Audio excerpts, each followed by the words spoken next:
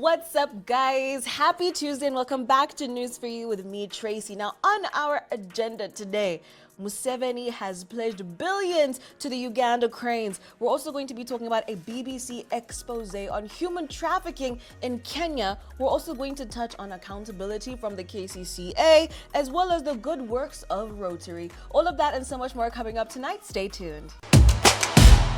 President Museveni has pledged 1.2 billion Ugandan shillings to the Uganda Cranes for every win that they get during CHAN. Now, the announcement was made by the Speaker of Parliament, Anita Among, during a press conference at Parliament, signaling strong government support for the national football team. Here's what she had to say. Because of his passion and love for sports, and because of love for the boys, he delegated me to convey his message. The boys will be able to get that money per win, not overall, per win. So the president is pledging 1.2 per win. Well, CHAN officially started yesterday, and unfortunately, we lost 3-0 to Algeria. But more on this in the sports update. So our next game is this Friday, and if they win, I just want to know, how soon will they be receiving this money? Also, guys, we better win. If we lose this next match, we are out.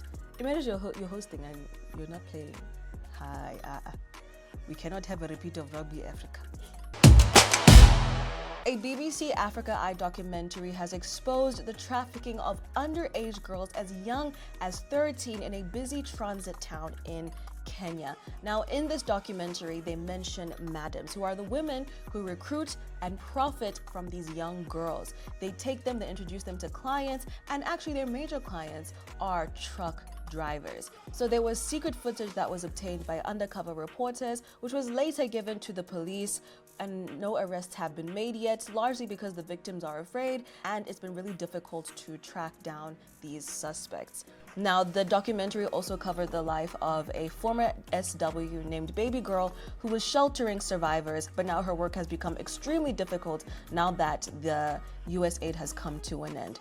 And I think this is really sad to see, and I think this story isn't just unique to Kenya. We see it happening also in Uganda and other countries around the world. And especially when you look at the link between Uganda and Kenya, like they're very close to each other, we share borders. So could these girls also be going back and forth between Kenya and Uganda? We can't know. And it's obviously really sad to see. And I hope that the governments involved do take stronger action against this, because young girls and young boys need to be protected at all costs. KCCA has made significant progress in compensating the residents affected by the emergency evacuation in Kiteezi. Do you guys remember last year there was actually a landfill that collapsed and it devastated a lot of people. A lot of people passed away. A lot of their homes were, destroyed, and so they had to be evacuated from that area. So KCCA is telling us that they're making progress in terms of compensating those victims. So far, 18 damaged properties have been fully compensated. Additionally, 2.14 billion Ugandan shillings has been approved for 34 submerged households. 70 flood-affected homes have undergone structural analysis and are awaiting valuation. Now, KCCA has assured all victims that the compensation process is ongoing and that everyone will be compensated. I mean, it's good that there's some progress that's being made. However, the question still remains, what is actually being done about the garbage crisis in Uganda? Because it's affecting the air that we breathe, it's affecting our climate. So what truly is being done about this? In our good news of the day, 50 children aged between 0 months and 14 years of age suffering from heart complications have been granted the opportunity to travel to India for free life-saving surgery. Now, this initiative was spearheaded by various Rotary Clubs across Uganda, which have raised funds to support the surgeries, working in collaboration with Indian nationals residing in Uganda, the Health Heart Foundation, and other partner organizations. We love to see it. More life for these kids. Stunning. Well done. It's time for sports. As you know, I am just a girl and I don't understand those things, but that is why we have Bashir here to plug you with the latest in sports. Take a look. I'm even smiling. What's funny anyway? What's funny? Yes, as you all know, CHAN 2024 is happening. Yes, it's CHAN 2024, but it's happening in 2025. So originally, CHAN was supposed to happen last year, but it was pushed due to some issues. So, who are hosting? Uganda, Kenya, Tanzania, pamoja. So, we are co-hosts. The sad bit is this. Our co-hosts, Kenya and Tanzania, started off their opening games with wins. But us, Uganda, we failed to imitate that. We were humiliated. Yes. 3 goals by Algeria. They scored 3 like this. 1, 2, 3. What does that mean? It means we still have hope. It's not all hope is not lost. We have a game on Friday. We're playing Guinea, of course. But it's very important to know that Guinea also won their first opening game against Niger. So, guys, let's be serious.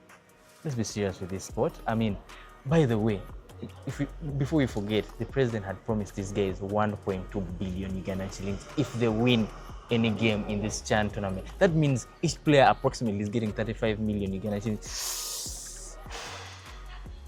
That money would change my life, guys. But anyway, yeah, the Uganda Cranes play this Friday against Guinea.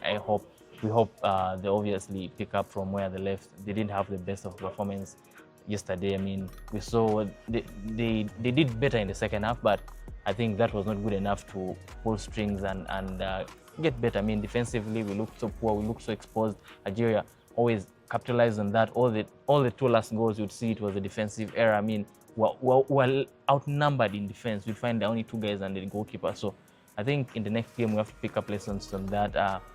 Go back to the drawing board, and yeah, we can actually do well. Uganda Cranes, we can do well. So yeah, that's where it stands for us. We are bottom of the group. The group has 5 teams, obviously. Group C, we have Algeria, Guinea, South Africa that hasn't played yet, Uganda, and Niger. So we are bottom. Yeah, we are bottom like that. So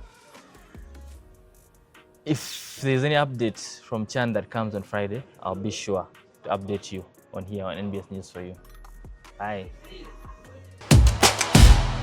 And that is a wrap for today, guys. As always, please do comment down below. Let us know what you thought of this show. Like, share, subscribe, all that good stuff. And I'll catch you again tomorrow.